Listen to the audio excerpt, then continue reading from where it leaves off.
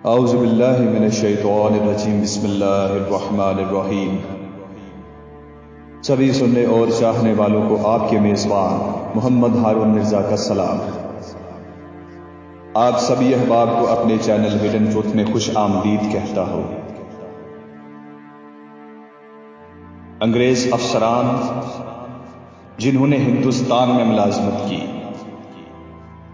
جب واپس انگلینڈ جائے تو انہیں وہاں پبلک پوسٹ ذمہ داری نہ دی جاتی تھی۔ دلیل یہ تھی کہ ہم نے ایک غلام قوم پر حکومت کی ہے جس سے تمہارے اطوار اور رویے میں فرق آیا ہوا ہے۔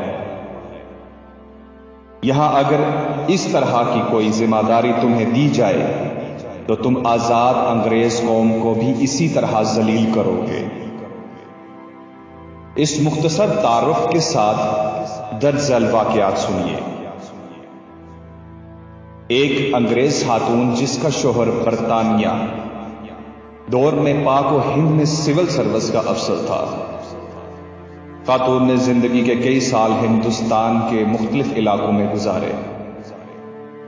واپسی پر اپنی یادداشتوں پر مبنی بہت ہی خوبصورت کتاب لکھی۔ خاتون نے لکھا کہ میرا شوہر جب ایک ضلع کا ڈپٹی کمشنر بنا، اس وقت میرا بیٹا تقریباً 4 سال کا اور بیٹی 1 سال کی تھی۔ ڈپٹی کمشنر کو ملنے والی کئی ایکڑز پر محیط رہائش گاہ میں ہم رہتے تھے۔ ڈی سی صاحب کے گھر اور خاندان کی خدمت گزاری پر کئی سو افراد مامور تھے۔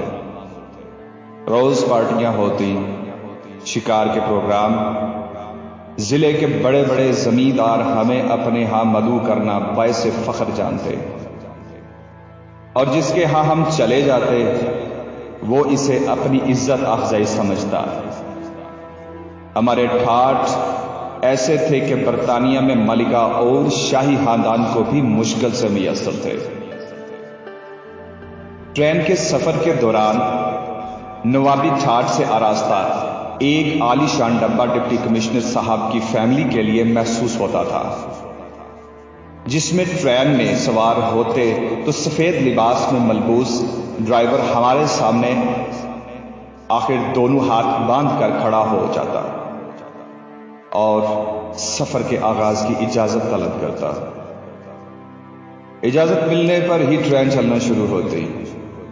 ایک بار ایسا ہوا کہ ہم سفر کے لیے ٹرین میں بیٹھے تو روایت کے مطابق ڈرائیور نے حاضر ہو کر اجازت طلب کی۔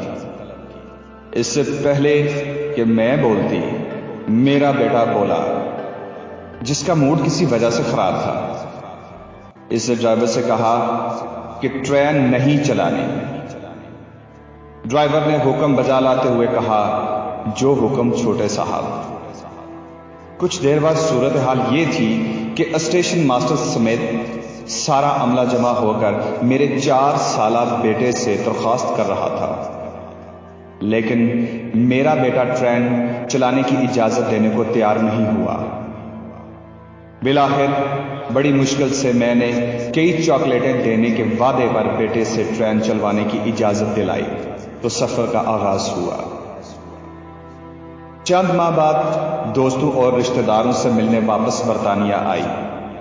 ہم بذریعہ بحری جہاز لندن پہنچے۔ ہماری منزل ویلز کی ایک کاؤنٹی تھی جس کے لیے ہم نے ٹرین کے سفر کرنے تھے۔ بیٹی اور بیٹے کو اسٹیشن کے ایک بینچ پر بٹھا کر میں ٹکٹ لینے چلی گئی۔ قطار طویل ہونے کی وجہ سے خاصی دیر ہو گئی، جس پر بیٹے کا موڈ بہت بگڑ گیا۔